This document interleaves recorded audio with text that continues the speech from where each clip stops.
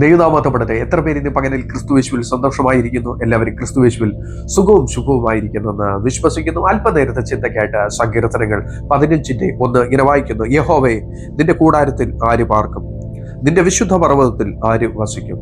അതെ, എന്നെ കേൾക്കുന്ന ദൈവമക്കളെ, യഹോവയുടെ സാന്നിധ്യത്തിൽ വസിക്കണമോ?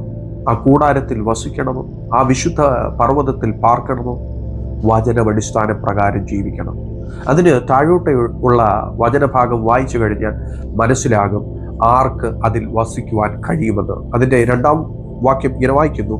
നിഷ്കളങ്കനായി നടന്ന് നീതി പ്രവർത്തിക്കുകയും ഹൃദയപൂർവ്വം സത്യം സംസാരിക്കുകയും ചെയ്യുന്നവൻ. അതെ, നിഷ്കളങ്കനായി നടക്കണം, നീതി പ്രവർത്തിക്കണം, ഹൃദയം കൊണ്ട് ഹൃദയപൂർവ്വം സത്യം സംസാരിക്കണം, കള്ളത്തോട് അകന്നു നിൽക്കണം, തിരഹിത പ്രകാരം വിശ്വസ്തരായിരിക്കാമെങ്കിൽ നമ്മൾ അനിത്യതയ്ക്ക് അവകാശികളായി തീരും.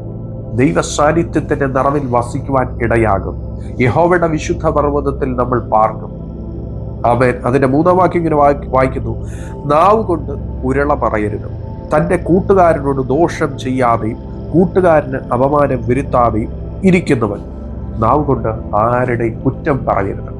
നാവ് തന്നിരിക്കുന്നത് എന്തിന്? ദൈവത്തെ സ്തുതിക്കാൻ വേണ്ടിയിട്ടാണ്. ആ ദൈവത്തെ സ്തുതിക്കുന്ന നാവ് കൊണ്ട് ആരെ കുറ്റം വിധിക്കരുത്. ഒരു ഉറവയിൽ നിന്ന് കയ്പും മധുരവും വരുന്നത് എങ്ങനെയെന്നാ കർത്താവിന്റെ വചനം പറയുന്നത്. അതെ, നമ്മുടെ നാവിൽ കൂടി മധുരമുള്ളത് മാത്രം വരട്ടെ. അനവധി പേരുടെ മുറിവുകളെ കെട്ടുന്ന വാക്കുകൾ നമ്മുടെ വായിൽ കൂടി പുറത്തു വരട്ടെ. കുറ്റം പറയുന്നത് നിർത്തിയാട്ടെ. നാവ് കൊണ്ട് അനുഗ്രഹിച്ചാട്ടെ, കൂട്ടുകാരെ അനുഗ്രഹിച്ചാട്ടെ. അതെ, കൂട്ടുകാരനോട് ദോഷം ചെയ്യാതെ കൂട്ടുകാരന് അപമാനം വരുത്താതെ ഇരിക്കുന്നവൻ. ആമേൻ. അവരുടെ എന്തെങ്കിലും കുറ്റങ്ങളും കുറവുകളും കാണുമ്പോൾ അപമാനിക്കാതെ ചെന്ന് അവർ രഹസ്യത്തിൽ ഇരിക്കുമ്പോൾ അവരെ ഗുണദോഷിച്ച് അവരെ ചേർത്തുകൊള്ളണം.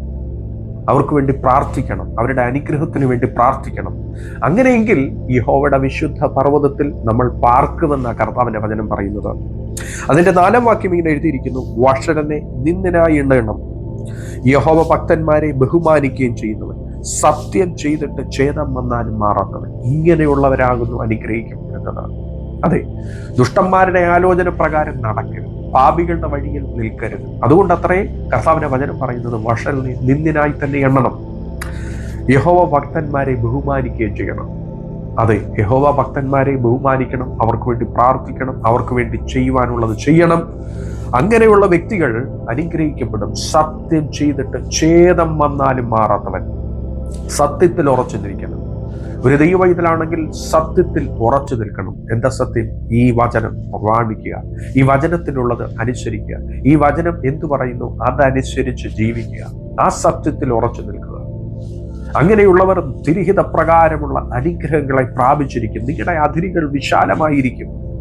അതെ, നിങ്ങൾ ഒരു നാൾ കുലുങ്ങിപ്പോകത്തില്ല. നിശ്ചയമായിട്ട് സ്വർഗത്തിലെ ദൈവത്തിന്റെ അനുഗ്രഹം നിങ്ങളുടെ തലമേൽ സിദ്ധിക്കുമെന്നാണ് കർത്താവിന്റെ വചനം പറയുന്നത്. തന്റെ ദ്രവ്യം പലിശയ്ക്ക് കൊടുക്കാതെ കുറ്റമില്ലാത്തവന് വിരോധമായി കൈക്കൂലി വാങ്ങാതെയും ഇരിക്കുന്നവൻ. ഇങ്ങനെ ചെയ്യുന്നവൻ ഒരു നാളും കുലുങ്ങിപ്പോകത്തില്ല. അതെ, നിങ്ങൾ ഒരു വ്യക്തിക്ക് അവരുടെ ഇല്ലായ്മയിൽ ചെന്ന് കാണുമ്പോൾ അവർക്ക് വേണ്ടി കൊടുക്കണം, അവർക്ക് വേണ്ടി പ്രാർത്ഥിക്കണം. അതെ, ദൈവം നിങ്ങളുടെ കരത്തെ മാനിക്കുമെന്നേ. നിങ്ങളൊന്ന് ചെയ്തു നോക്കിയാട്ടെ, സ്വർഗത്തിന് ദൈവം നിങ്ങളെ മാനിക്കും. ഇല്ലാത്തവർക്ക് കൊടുത്താട്ടെ. നിങ്ങളുടെ അതിരുകളെ സ്വർഗത്തിന് ദൈവം വിശാലമാക്കും. നമുക്ക് കണ്ണുകളെ അടയ്ക്കാം, പ്രാർത്ഥിക്കാം. കർത്താവേ, നൽകി തന്ന അനുഗ്രഹിക്കപ്പെട്ട പ്രഭാതത്തിനായിട്ട് നന്ദിയോട് സ്തുതിക്കുന്നു. ഈ നൂത് ശ്രമിച്ചുകൊണ്ടിരുന്ന എല്ലാ ദൈവമക്കളെയും അനുഗ്രഹിച്ച് പ്രാർത്ഥിക്കുന്നു. കർത്താവച്ച ഈ ഒരു ചെറിയ സന്ദേശത്തിൽ കൂടി ദൈവത്തിന്റെ പരിശുദ്ധാത്മാവ് തന്റെ മക്കളോട് ഇടപെട്ടാനായിട്ട് നന്ദിയോടെ സ്തുതിക്കുന്നു. അവരുടെ അതിരുകൾ വിശാലമാകട്ടെ. സത്യത്തിൽ നടക്കുവാൻ, സത്യം സംസാരിക്കുവാൻ, വിശുദ്ധ ജീവിതം നയിപ്പാൻ സ്വർഗം സഹായിക്കണമെന്ന് പ്രാർത്ഥിക്കുന്നു. ഒരിക്കൽ കൂടി തന്ന നല്ല സമയത്തിനിട്ട് തന്നെ സകല മാനുമാത്വം കർത്താവ് നിങ്ങൾക്കായി ജീവൻ തന്ന യേശുവിൻ നാമത്തിൽ തന്നെ. ആമേൻ, ആമേൻ, ആമേൻ. ഈ വചനങ്ങളാൽ ഏവരെയും ദൈവം സമൃദ്ധിയായി ധാരാളമായി അനുഗ്രഹിക്കും.